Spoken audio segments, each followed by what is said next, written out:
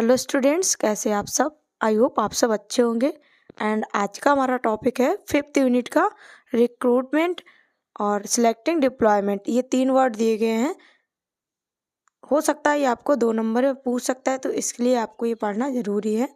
तो वीडियो आपको बहुत ही ध्यान से देखना है। इसको हम लोग बहुत डिटेल में नहीं पढ़ेंगे क्योंकि ये आपको लॉन्ग में नहीं पूछा जाएगा। हो सकता है 2 नंबर में पूछ सकता है। तो वीडियो आपको लास्ट तक देखना है। चैनल पर नए तो चैनल को सब्सक्राइब कर देना है, जिससे कि आपका जो भी इम्पोर्टेंट क्वेश्चन है वो छूटने ना पाए।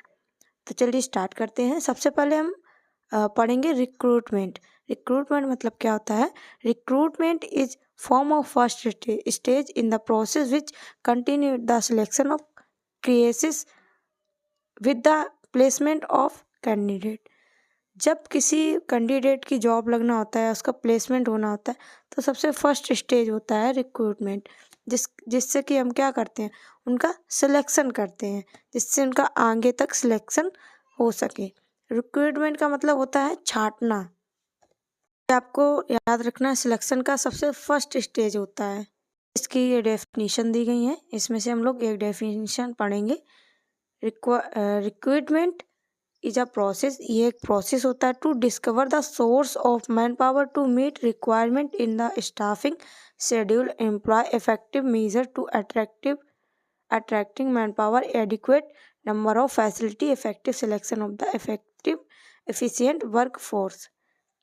यानी कि जो भी ऑर्गेनाइजेशन का शेड्यूल है, जो भी स्टाफिंग उनको चाहिए, उसमें क्या क्या क्वालिटी चाहिए, तो वो क्या आपका आता है रिक्रूटमेंट। एक तरीके से कोई भी पर्सन का प्लेसमेंट हो रहा है, उसका जॉब लग रही है, तो सिलेक्शन का सबसे फर्स्ट स्टेज होता है recruitment.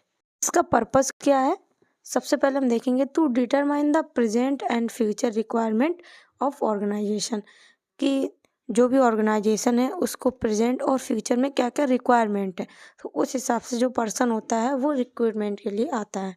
Encourage candidate to apply the post in the organisation, जिससे कि कैंडिडेट्स भी इससे इनकरेज होते हैं। अगर उनके अंदर कोई भी स्किल है तो वो उसके लिए आगे प्रोसेस करते हैं। To create a pool of candidate enable the selection is the best condition candidate of the organisation.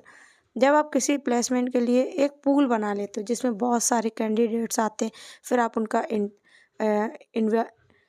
Interview लेते हो, सारी प्रोसेस करते हो, तो जिससे कि आप सिलेक्ट कर पाते हो जो आपका बेस्ट कैंडिडेट होगा ऑर्गेनाइजेशन के लिए। नेक्स्ट आपको पढ़ना है कंपोनेंट ऑफ रिक्वायरमेंट पॉलिसी। क्या क्या कंपोनेंट चाहिए। पहला आपका क्या है, general requirement policy term of the organisation. सबसे पहले ऑर्गेनाइजेशन की क्या पॉलिसी है, क्या रिक्वायरमेंट है, वो पता होना चाहिए। Requirement of temporary employ. Requirement क्या होता है, एक टेम्परेरी एम्प्लॉय होता है, टेम्परेरी एम्प्लॉय के लिए होता है। सिलेक्शन प्रोसेस होता है, जॉब डिस्क्रिप्शन होता है, इसमें क्या क्या रोल रहेंगे, क्या क्या रिस्पॉन्सिबिलिटी रहेंगे। General and desirable requirement each post, क्या क्या उनकी डिजायरेबल है। Term and condition of employment के लिए क्या क्या कंडीशन पॉलिसी हैं। नेक्स्ट आपका आता है सोर्स ऑफ रिक्रूटमेंट। रिक्रूटमेंट का सोर्स क्या है, कहाँ कहाँ से। पहले आपका आता है एक इंटरनल रिक्रूटमेंट, एक एक्सटर्नल रिक्रूटमेंट। अब इंटरनल रिसोर्स क्या होता है, जो आपको कहीं बाहर से ना लेना पड़े, जैसे कि personal already working in the enterprise, आपके ऑर्गेनाइजेशन में पहले से ही वर्क कर रहा है, तो आपको उसकी पोस्ट चेंज कर देना या उसका ट्रांसफ़र कर देना, प्रमोशन कर देना, तो ये सारे इंटरनल रिसोर्सेस हैं। पहला क्या है, प्रेजेंट एम्प्लॉय। इसमें आप organisation involuntary to qualification choose employ for the needed the vacancy. आपके ऑर्गेनाइजेशन में पहले से एम्प्लॉय है, उसमें से आप चूज़ कर रहे हो, तो वो आपका प्रेजेंट एम्प्लॉयज़ हो जाएगा। Employ referrals. Employ is the company finish letter of introduction and encourage their family friend to apply a vacancy in organise. कोई एम्प्लॉयमेंट है तो उसको लेटर आता है, तो उसके फैमिली या फैमिली मेम्बर्स या फ्रेंड उसको उस वैकेंसी के लिए बोलेंगे अप्लाई करने के लिए। पर्सन गया, एम्प्लॉय गया कंपनी में, उन्होंने अपना इंट्रोडक्शन दिया, ये सब दिया, फिर उनकी फैमिली इनको इनकरेज करेगी या तो फ्रेंड बोलेगा कि आपको उस वैकेंसी में अप्लाई करना है। नेक्स्ट आपका है फॉर्मर एम्प्लॉय। फॉर्मर एम्प्लॉय में क्या होता है, people we have left the company for certain reason may be willing to come back the work. कुछ एम्प्लॉय होते हैं जो कंपनी छोड़ जाते हैं किसी भी रीजन की वजह से, फिर वापस उसी कंपनी में ज्वाइन कर लेते हैं, तो वो आपका हो जाएगा फॉर्मर एम्प्लॉयज। ये तो आपका हो गया इंटरनल। नेक्स्ट हम लोग पढ़ेंगे एक्सटर्नल, जो बाहर की जैसे जो बाहर से आ रहे हैं, जो आप वो क्या था आपके ऑर्गेनाइजेशन में अंदर से ही उनका रिक्रूटमेंट हो रहा था, इसमें आप बाहर से, जैसे एडवर्टाइजिंग। एडवर्टाइजिंग का मतलब क्या होता है? Advertising is a professional journals leading newspaper in most common source of requirement for outside if needed the organization can keep it identify secreted by given a post box number. इसमें आपने देखा होगा newspaper में बहुत सारी job आती हैं, जो कैंडिडेट होते हैं उनको देखते हैं फिर उसमें अप्लाई करते हैं, तो वो एडवर्टाइजिंग आपका हो गया। नेक्स्ट आपका हो गया एजुकेशनल इंस्टीट्यूशन, कोई भी एजुकेशन या इंस्टीट्यूट से उसका रिक्रूटमेंट करना। Universities college institutes and higher education are popular source of recruitment. They usually run placement program assist the recruitment student। जैसा कि आपको पता होगा किसी भी कॉलेज या इंस्टीट्यूट में बहुत सारे स्टूडेंट पढ़ते हैं, इसके बाद में उनका प्लेसमेंट होता है, तो वो एजुकेशनल इंस्टीट्यूशन होगा। नेक्स्ट आपका है एम्प्लॉयमेंट एक्सचेंजेस। इसका मतलब क्या होता है? जो job seekers register their names with exchange employee notify the job vacancy of exchanges with then pass on the name of suitable candidate the employer। इसमें क्या होता है? जैसे कोई भी पर्सन ने जॉब सीकर जो जॉब को ढूंढ रहा है उसने अपने आप को रजिस्टर किया, इसके बाद में एम्प्लॉय को एक्सचेंज करना होता है ना, कि किसी ऑर्गेनाइजेशन में किसी दूसरे एम्प्लॉय की ज़रूरत होती है, बट वो उस ऑर्गेनाइजेशन में उसके पास वो स्किल नहीं है, तो फिर वो दूसरे ऑर्गेनाइजेशन से एक्सचेंज कर लेते हैं कि मेरे पास एक ऐसा एम्प्लॉय है जो आपकी इस ऑर्गेनाइजेशन को संभाल सकता है, तो इस हिसाब से वो उनको एक्सचेंज कर लेते हैं। जैसे डिस्ट्रिक्ट वाइज डिस्ट्रिक्ट। एक आपका ऑनलाइन रिक्रूटमेंट होता है, जैसे कोई पर्सन होता है वो किसी पोर्टल पे अपने जो भी वैकेंसी आती है उस पोर्टल पे उसको अप्लाई करता है, तो वो आपका ऑनलाइन रिक्रूटमेंट होता है, जो आपको आजकल अच्छे से आपको पता होता है चल रहा होता है। रिक्रूटमेंट की प्रोसेस क्या होती है, क्या कैसे कैसे इसको परफॉर्म किया जाता है, तो इसका प्रोसेस हम लोग देखेंगे। सबसे पहले करेंगे आइडेंटिफाई वैकेंसीज। सबसे पहले वैकेंसी को आइडेंटिफाई करेंगे, इसके बाद में जॉब स्पेसिफिकेशन देखेंगे और पर्सन स्पेसिफिकेशन देखेंगे कि जॉब को क्या, जो जॉब है उसमें क्या क्या रोल हैं, क्या क्या उन पर्सन में क्वालिटी चाहिए, तो उसमें आप उसको स्पेसिफिकेशन देखेंगे। Advertise vacancies.